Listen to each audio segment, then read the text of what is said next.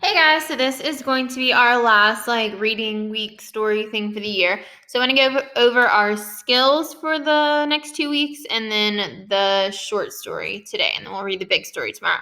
So I'm not going to really go over summarize too much. Y'all have done that with y'all's book reports. It's just kind of putting in your own words the most important events that happened in the story.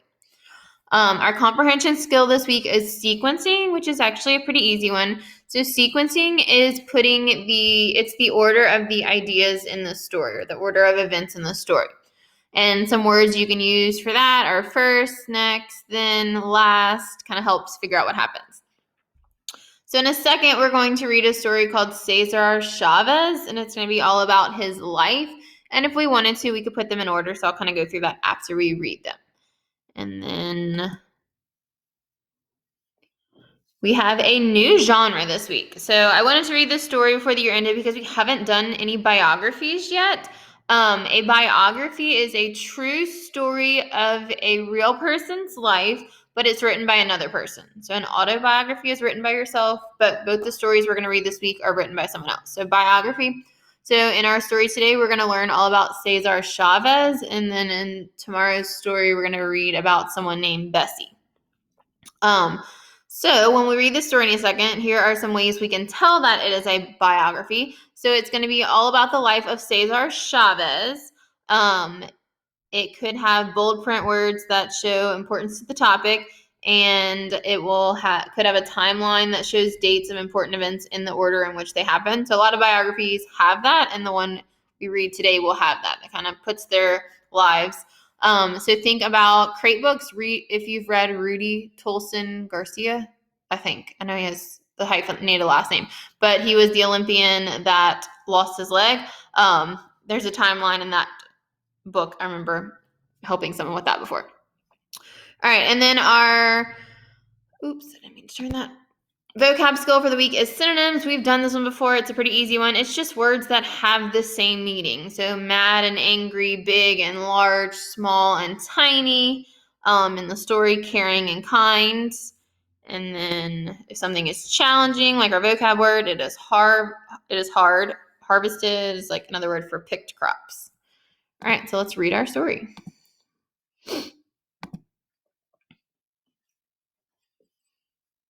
All right, so it is called Cesar Chavez. I thought it was Caesar, but in the past I've had the computer read the story and it says Cesar, so I'm going to go ahead and say it that way.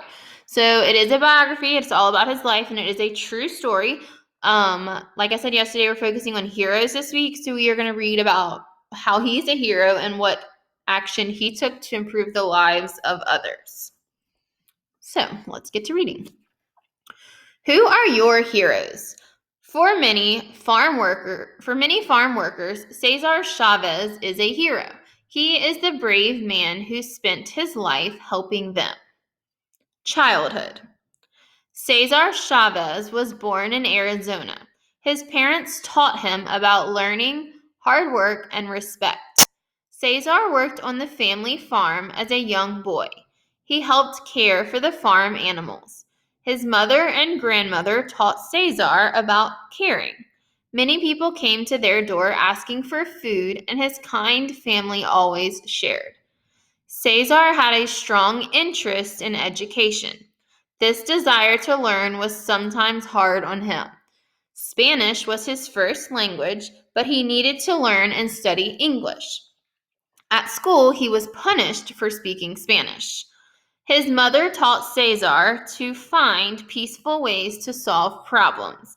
These lessons helped him succeed later in life. He would win struggles without fighting. So kind of some important things on this page. So even though he's Spanish, he was born in Arizona, which is kind of in the southwest United States, near California. Sounded like he grew up with a great family, working hard, wanting to learn, having respect for others. Can't really ask for more than that. So he grew up on a farm, and he had a strong interest. He really wanted to learn education. It was hard for him, though, because he spoke Spanish even though he was at an English school. So he would get punished for speaking Spanish, which is kind of hard because that is his native language. That's what he grew up learning. But he had to learn to speak English. And then his mom taught him how to solve problems kind of peacefully without fighting. So that'll kind of come important on the next page. Hard times. When Caesar was 10, it did not rain for a long time. This drought caused the plants on the farm to die. Without crops to sell, Caesar's family couldn't afford to keep the farm. Then Caesar's family moved to California where there was no drought. His family traveled from farm to farm and worked the crops. Caesar and his family would quickly discover that migrant farm workers had difficult lives. Their challenging jobs forced them to work long hours for little money. The workers bent over all day tending the crops. The work they had to perform made their backs hurt and their fingers bleed. If workers complained, farm owners fired them. So before I get to the timeline on the bottom, a drought is when you don't get a lot of rain for a long period of time. So obviously plants can't grow without the rain in most places. So they didn't have any crops to sell, so they couldn't keep their farm. So they had to move because they needed a job farming and it wasn't working where they're at. So they traveled to California, but even then they realized that what farmers did was kind of really hard work and they weren't getting paid or treated well. So they worked really, really long hours, but they didn't get paid much. Think about if you've ever picked strawberries or something. I think I go to the strawberry patch in first grade maybe. So think about if you've ever had to bend down and pick crops. Can you imagine doing that all day long? Like I'm sure your back definitely would be hurting. I know mine would. And then your fingers are probably hurting because you're picking all the plants. And then if they complain, they got fired. So it's a really hard job and really hard life. And it's not really fair that they weren't getting paid a lot to do it because, I mean, we have to have farmers and we have to have people pick crops for us to be able to get them at the grocery store. All right, so timeline of Cesar Chavez's life. So he was born in 1927, so a long time ago, about 90 years ago. And he was born on March 31st. And then so it has the 10-year increments, and then it has the line kind of where it should be. So think back to when we learned timelines in social studies. So 1939, Cesar Chavez and his family moved to California. 1942, he finishes 8th grade and begins work full-time at the farm. So didn't go to like high school things. He was working full-time right after 8th grade, so at the age of 13, 14, 15, around that age. So pretty crazy. 1962, he started the National Farm Workers Association. 1965, he convinces the workers to have a strike. 1993, I skipped one. 1991 at the top, Cesar gives speeches about treating workers fairly. 1993, Cesar helped farm workers until he dies on April 23rd. And 1994, he wins the U.S. Medal of Freedom. So if you need to put things in order, sequencing, that kind of really helps out. And then let's read our last page, Changing Lives. Cesar knew the migrant workers were not treated fairly, so he decided to take action. He told the migrant workers he had a plan. It was time for grapes to be harvested or picked. Cesar told the workers to stop working. This was called a strike. The grapes began to rot. With no grapes to sell, the landowners lost money.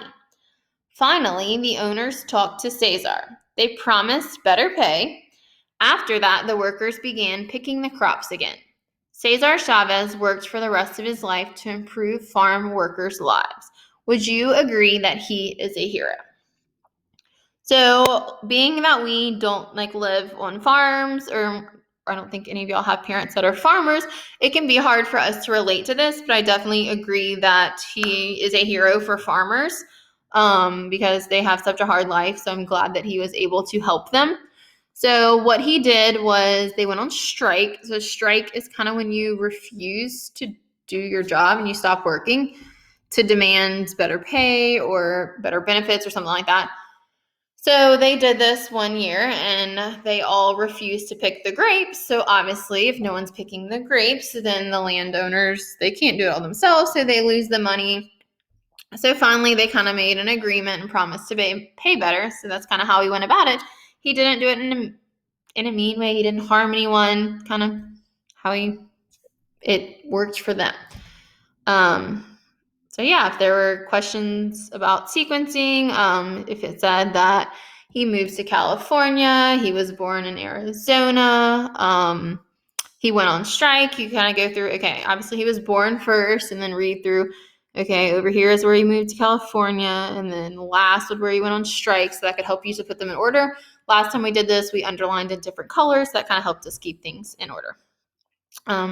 So yeah, tomorrow we will read a different story about a different hero and continue to talk about sequencing and then synonym. So there was a synonym there, harvested or picked. So sometimes it tells you right after if it's a tougher one.